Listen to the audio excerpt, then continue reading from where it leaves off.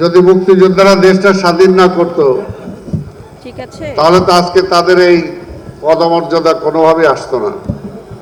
কিন্তু এটা সত্যি কথা, আজকে মুক্তিযোদ্ধাদের যেভাবে একটা স্বাধীন দেশে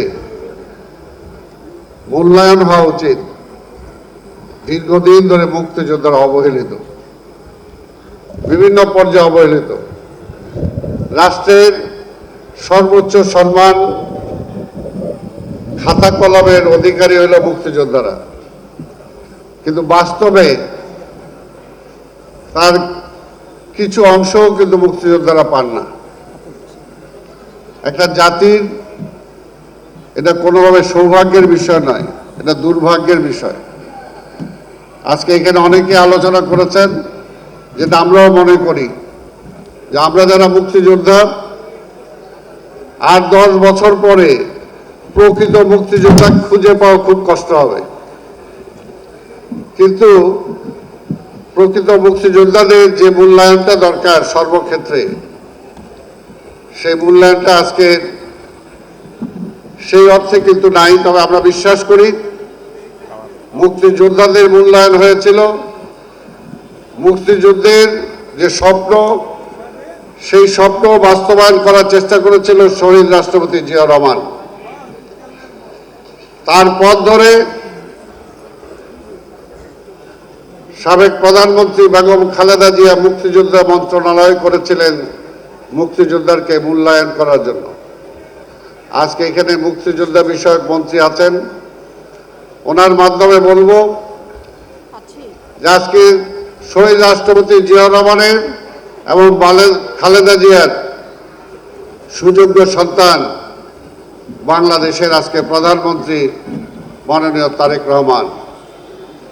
আমরা বিশ্বাস করি যে আজকে মুক্তিযোদ্ধাদের জন্য যা যা করণীয় আছে, ইনশাল্লাহ আমরা বিশ্বাস করি যে তারেক রহমানের নেতৃত্বে এই সরকার সবটুকু করবে, এটাই আজকাল তো আমরা বিশ্বাস করতে চাই।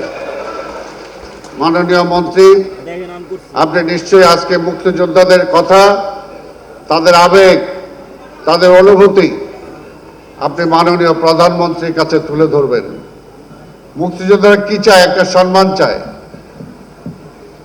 সম্মান বই অন্য কিছু চায় না। আর এটা ঠিক, যেটা আমার শ্রদ্ধেয় মুক্তিযোদ্ধাদের নেতা ওনারা ফজলু ভাই বলেছেন যে আজকে মুক্তিযোদ্ধারা আর্থিকভাবে কিন্তু খুব কম অংশই সচ্ছল। উনি বলেছেন 1 অংশ সচ্ছল, আজকে 99 কিন্তু অসচ্ছল। কারণ মুক্তিযোদ্ধারা কারো কাছে হাত পাততে জানে না, কারো কাছ থেকে কোনো ছিনতাই করেও নিতে চায় না। তো সেই কারণে বলবো মুক্তিযোদ্ধাদেরকে পুনর্বাসনের জন্য যতটুকু দরকার 99% না 100% তাদেরকে পুনর্বাসনের সকল ব্যবস্থা আজকে এই সরকার করবে, এটা আমি চাই। এবং আজকে আপনাদের সামনে, মুক্তিযোদ্ধাদের ভাইদের সামনে, আজকে ঢাকা মহানগরীর প্রশাসক হিসাবে আমি বলতে চাই, যদি আল্লাহর সুযোগ দেয় এবং এই মহানগরীর মেয়র যদি আপনারা আমাকে ভোটে নির্বাচিত করেন, তাহলে আপনারা যদি প্রকৃত মুক্তিযোদ্ধা ঢাকা মহানগরী সিলেক্ট করে দেন, কারণ ভাই আমরা জানি এই ঢাকা মহানগরীতে আমরা যুদ্ধ করেছি, আমরা জানি যে কয়জন মুক্তিযোদ্ধা ছিল, কয়জন ছিল আমরা জানি। কাজে যদি আপনারা নির্ধারণ করে দেন, এবং আমি বলতে চাই সরকারের পক্ষ থেকে লাগবে না, ঢাকা মহানগরীর সেই সকল অসচ্ছল মুক্তিযোদ্ধাকে সচ্ছলতার দায়িত্ব ঢাকা সিটি কর্পোরেশন নেবে।